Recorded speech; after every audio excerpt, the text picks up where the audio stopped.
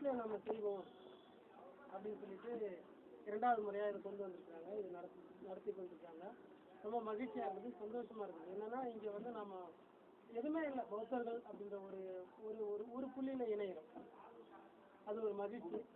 2வது வருத்தம் என்னென்னா மூர்த்தி ஐயாவுக்கு நம்ம வந்து மௌன அஞ்சலி செலுத்தி துவங்கியிருந்தால் இன்னும் சிறப்பாக இருந்திருக்கும். முடிவதற்குள்ளாவது நம்ம மௌன அஞ்சலி செலுத்தி பௌத்தத்தை வந்து நாம் வந்து வெறும் மதமாக தயவு செஞ்சு பார்க்க வேண்டாம். அதை வந்து ஒரு வாழ்க்கை முறை. பௌத்தம் வந்து ஒரு மருத்துவம். பௌத்தம் வந்து ஒரு பொருளாதார மேம்பாட்டுக்கான ஒரு கருவி. இந்த கண்ணோட்டத்தில் நம்ம தயவு செஞ்சு அதை பார்க்கணும். மதமாக நம்ம பார்க்கும்போது எங்கிருந்தாவது எப்படியாவது ஏதேனும் ஒரு வகையில் பார்ப்பனிய கூறுகளோ இந்து மதத்தினுடைய கூறுகளோ உள்ளே வந்து புகுந்துடும். நம்மளால் அதை அடையாளம் கண்டு கொள்ள முடியாது. இன்னைக்கு இப்போ கொடுத்த புத்தகத்தில் கூட ஒரு புத்தகம் அந்த தொகுப்பு 2ல் கூட ஒரு படத்தில் வந்து ஆதிசேஷன் ஒரு பாம்பு வந்து புத்தகத்துக்கு குடை பிடிக்கிற மாதிரி ஒரு படம். அது என்னன்னா வந்து பெருமாளுக்கு வந்து குடை பிடிக்கிறத வந்து நினைவு கொடுக்குவதற்காக பெருமாள் தான் புத்தராக வந்தாரு அப்படின்றத இந்து மதத்தினுடைய இணைப்புக்கான ஒரு படமாக தான் அது. நெட்டில் இந்த மாதிரி படங்கள் எல்லாம் கூடவே இந்த பெருமாளை வந்து பெருமாள் அவதாரத்தை புத்தரோட சேர்ப்பதற்கான விஷயங்களை தொடர்ந்து செஞ்சுருக்காங்க. இப்போ அதில் நம்ம கொஞ்சம் எச்சரிக்கையாக இருக்க வேண்டும். அடுத்து நம்ம நல்லுணர்வு அப்படின்றத பற்றி பேசணும்னா, நல்லுணர்வு என்பது என்வழி மார்க்கம். துக்கம் நீக்கம் பெறுவதற்கான வழிமுறைகள் இருக்கின்றது. 4வது உன்னத வாய்மையில வருகின்றது. நல்லுணர்வு என்பதுதான் ஒட்டுமொத்தமான எல்லா விஷயங்களுக்கும் சாரமாக இருக்கிறது. மனம் தூய்மை அடைந்தால் இந்த நல்லுணர்வு என்பது புரியும்.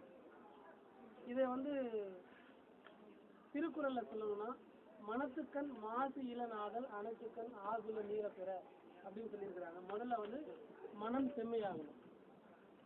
இதையே தான் திருமந்திரத்திலும் சொல்லியிருக்கிறாங்க, மனம் அது செம்மையானால் மந்திரம் ஜெபிக்க வேண்டாம். அப்போ மனம் செம்மைப்படுத்துகின்ற வழிதான் வந்து நல்லுணர்வு. மனம் செம்மையானால் என்ன ஆகும்னா, அப்பதான் வந்து புத்தர் சொல்லியிருக்கிற உண்மையை உண்மை என்று உணர், அது அப்பொழுதுதான் புரியும். எப்பொழுது நமக்கு உண்மையை உண்மை என்று உணர தொடங்குவோம் அப்படின்னா மனம் நமக்கு செம்மையாகணும். மனம் வந்து பொய் இல்லாம சூதுவாது இல்லாம உள்ளதை உள்ளதுவாறு ஏற்றுக்கொள்ள பழகி கொள்ள வேண்டும். அதுதான் வந்து நல்லுணர்வு. அந்த நல்லுணர்வு என்பது அப்படின்னா வளர்ச்சிதை மாற்றம் என்பதுதான் நல்லுணர்வு. இது ஆங்கிலத்தில் ரைட் அண்டர்ஸ்டாண்டிங் சொல்றாங்க. நம்ம இதுல எல்லா பொருள்களுமே வளர்ச்சிதை மாற்றத்துக்கு உட்படுத்தும். எல்லாமே வந்து ஒரு நாள் மாறிக்கொண்டுதான் இருக்கும். இதைத்தான் மாற்றி சொல்றாங்க, மாற்றம் என்கின்ற ஒன்று நிலையானது, மாற்றம் என்கின்ற ஒன்றுதான் மாறாது இருக்கிறது. அதுதான் நல்லுணர்வு. இந்த நல்லுணர்வை விளக்குவதற்காக ஒரு சின்ன ஒரு ஜென் கதையோட வாங்க. அந்த நாட்டில் வந்து ஒரு மிகப்பெரிய பௌத்த மடம் இருந்தது. அந்த பௌத்த மடத்தில் நிறைய மாணவர்கள் துறவிகள் இருந்தாங்க. ஒரு நாள் அந்த வழியா போன அரசர் வந்து அந்த மடத்தை பார்ப்பதற்கு வராரு. அவர் அந்த மடத்தை பார்த்து வியந்துட்டு கொஞ்சம் தொகை மடத்துக்கு தானமாக கொடுத்து ஒரு பெரிய நினைவு பரிசை வந்து கொடுத்துட்டு போறாரு. அவர் போன அடுத்த நாள் வந்து அரசர் வந்து போனாராமே என்ன அப்படின்னு சொல்லிட்டு எல்லாரும் வந்து கேட்குறாங்க. அப்போ அந்த துறவிகளுக்கு வந்து அவங்க எல்லாரும் வந்து போகிறது வந்து அவர்களுடைய அன்றாட வேலைக்கு இடையூறாக இருக்கும்.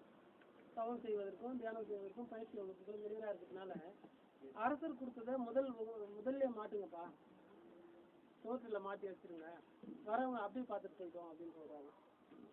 அடுத்த நாள் வந்து அப்பயும் கூட்டம் வரவங்க அந்த சோற்றில் இருக்கிறத மாட்டிட்டு பார்த்துட்டு போயிடுறாங்க. கூட்டத்தை குறைக்கிற மாதிரி தெரியல. அப்போ கூட்டத்தை குறைப்பதற்காக இனிமே அந்த நினைவு பரிசை பார்க்க வருகின்றவர்களுக்கு கட்டணத்தை வசூல் பண்ணுங்க அப்படின்னு சொல்றாங்க. உடனே அதுக்கு கட்டணம் வசூல் பண்றாங்க.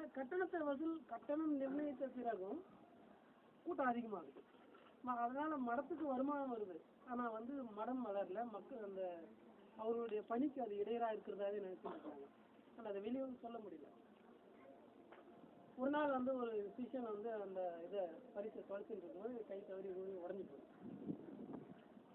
உள்ள இருந்து துறவி கேட்கிறாரு, என்னப்பா சத்தம் வருது? அவனுக்கு ஒரு ஏன்னா மடத்துக்கு வருமானம் வருது, எல்லாருமே வந்து பார்க்குறாங்க, இந்த மாதிரி இருக்கிற ஒரு பொருளை நம்ம உடைச்சிட்டோம்னா என்ன பண்ண போறாங்களோ அப்படின்ற ஒரு மிகப்பெரிய அச்சுறுத்தல், பயத்தில் கைகளெல்லாம் உதறினும் உலரோட இல்லை அந்த படம் வந்து கை தவறி உடனே அப்படின்னு சொல்றாங்க. உடனே உள்ளே இருந்து அந்த தலைமை துறை சொல்றாரு, உடஞ்ச இடத்த சுத்தம் பண்ணிட்டு உன்னுடைய அடுத்த வேலைக்கு போகும் அப்படின்னு.